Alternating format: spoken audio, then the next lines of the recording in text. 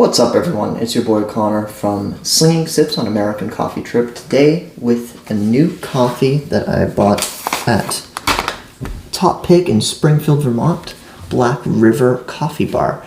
This is from a company called Brave Coffee and Tea, and they roast their coffee out of Waterbury, Vermont. This was the coffee that they were using on espresso. During my revisit video, I reviewed how it was on espresso. Very acidic coffee. And I expect the same to be expressed when I make it on V60 pourover. So let me start my kettle. Get my scale ready. Got tasting notes, which just says orange, peach, and honey. When I tried it on espresso, I found that I got more of a tasting note of grapefruit. It had like really nice acidic profile to it, and I think orange can be a little bit acidic, but not to the extent that this coffee, I think, expressed itself. There was a little bit of sweetness in the end, so I can see where they're getting the peach tasting notes coming from, and then honey expressed itself very mildly, if not much at all. I'm gonna open this little thing up front here.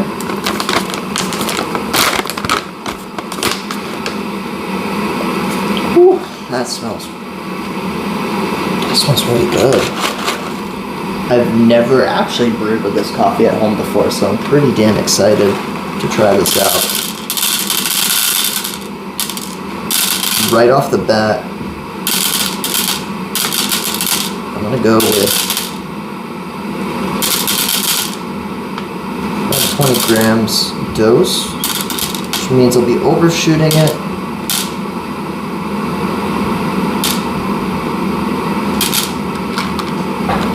Like 0.3, 0.4 grams.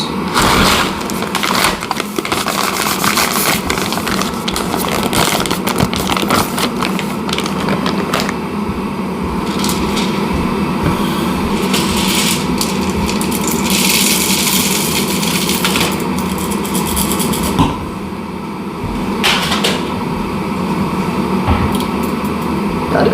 Go in there. I've got the grinder adjusted for what I have it set on the Partners coffee that I currently have. I can bring it out here. What do we got? Colombia, Guatemala, Honduras. I did get it right in the last video. Those are the three origins this uses. I'm not a big fan of blends overall, but I think every once in a while, one comes out that really impresses me. Typically, I like to stick with single origins, as this is, and I was kind of surprised that they went for such an interesting, exotic character profile for an espresso at a coffee shop that just sells coffee to everyday people. Usually, coffee shops play it safe, and we go with something a little bit sweet.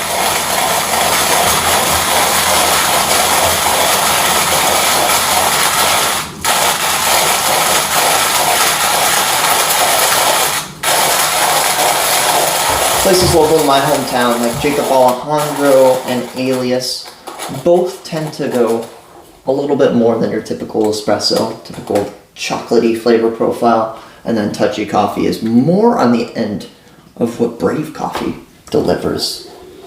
Something a little bit exotic, acidic, tart, or sweet in a way that you don't usually find. Okay. Let's heat up the brewer.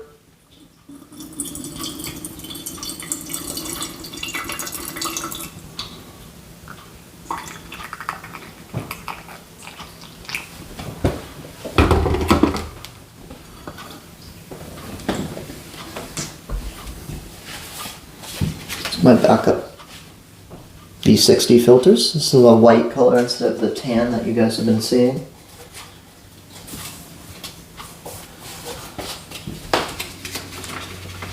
I'll blend right in with the ceramic mug, the ceramic vessel. Brewer. Words can't seem to fathom them today. Give it a little swirl.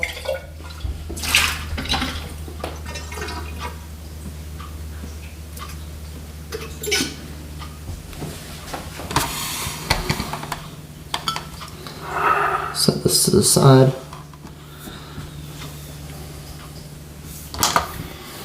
You guys are wondering why I always give it a little swirl before I dump out the water in the vessel.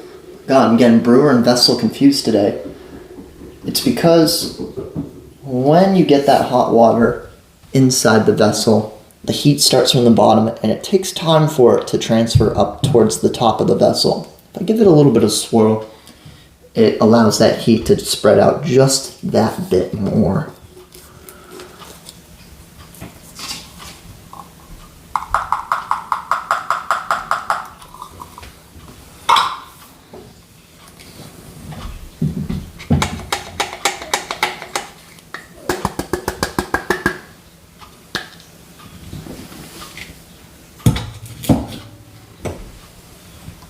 At exactly 20 gram dose. I'm going to shake my bed even.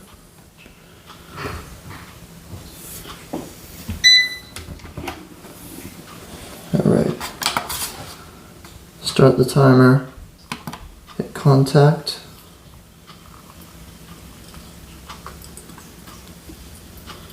Just above 50 grams. 52. Quite a nice bloom. We got about this much rise, and I can see it bubbling up.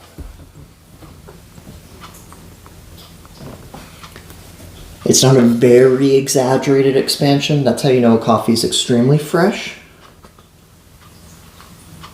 But if you get a good amount of rise, you can kind of, almost like telling the age of a tree, get an understanding of how old the coffee is.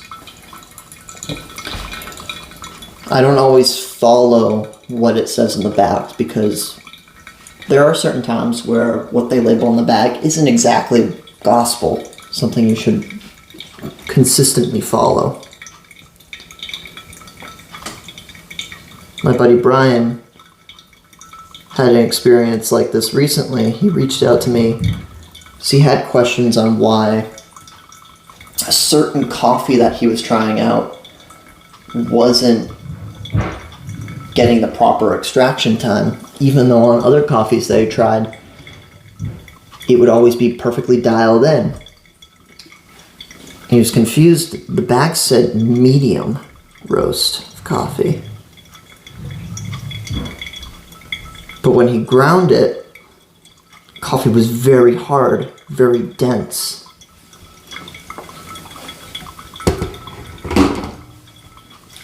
Upon looking at it further, it's more like a light roast, or maybe at the very best, a medium light roast. But that definitely affects how hard the beans are when you're grinding them. As you cook the coffee more and more, not only is it going to be easier to grind, it's going to get more oily. So that's when you start getting into the dark roast territory that you start to get these oils that are released. And that's why once you're grinding dark roast coffee consistently, if you're doing that any grinder, electric grinder, a manual grinder, it's recommended that you clean that equipment more often than you would on a medium roast or a light roast. Vice versa, a light roast is going to be harsher on the burrs of your grinder, so it's going to be harder to extract. What do we got here?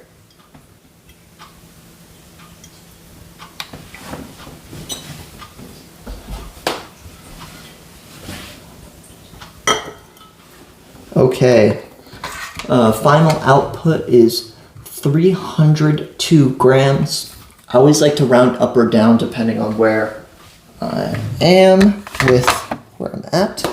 So I'm going to say 300 gram output, which is kind of what I'm aiming for. Dose is 20 grams.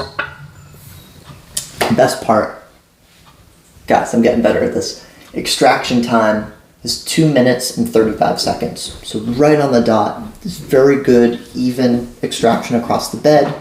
My flow rate was definitely more consistent than it used to be with these pourovers. I make these a lot more often. So let's pour this in. I'm gonna presume that this is a very well dialed in cup and that I don't need to make any adjustments, which is, oh, there's a bug flying around, I almost caught him. Which means I don't need to make any changes to the coffee.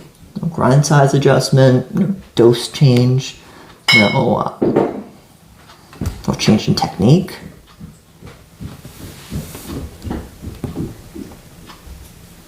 It smells good. It's not a strong smell.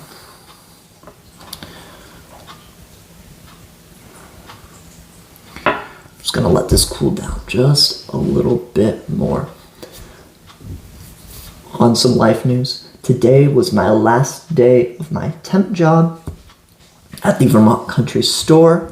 And like I said in yesterday's video, which I'm probably not going to release this video in a timely manner like I did that one, so you'll see this probably a month later from today, October 20th, 2024.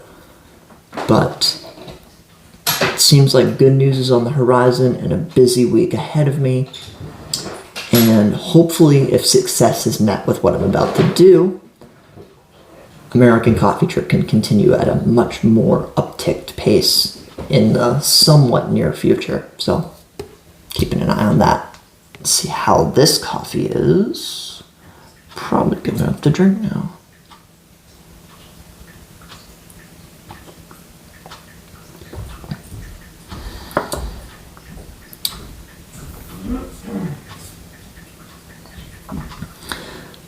So, one thing I gotta say is the honey tasting notes in this coffee come out quite a bit more than when it was brewed on the espresso. It's sweeter. It's much less acidic than it was. I might get more of those tasting notes as this cools down.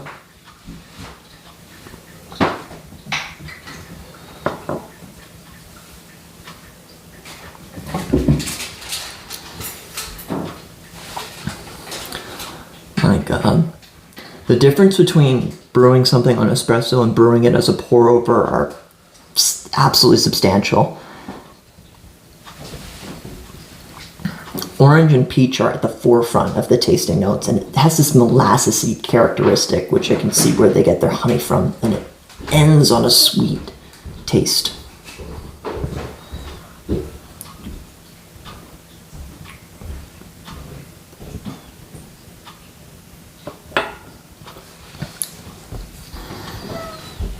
It's just got this nectary characteristic. There's a small hint of what could be assumed as acidity, but you don't get it nearly as much as you would in the espresso, which almost takes a different taste profile of its own.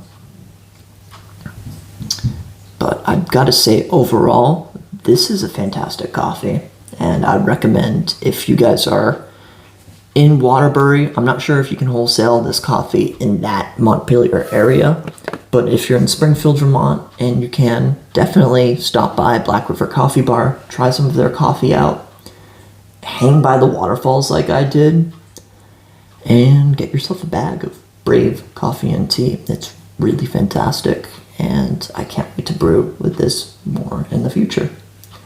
So, with that being said, guys, I will see you in the next video. Bye-bye.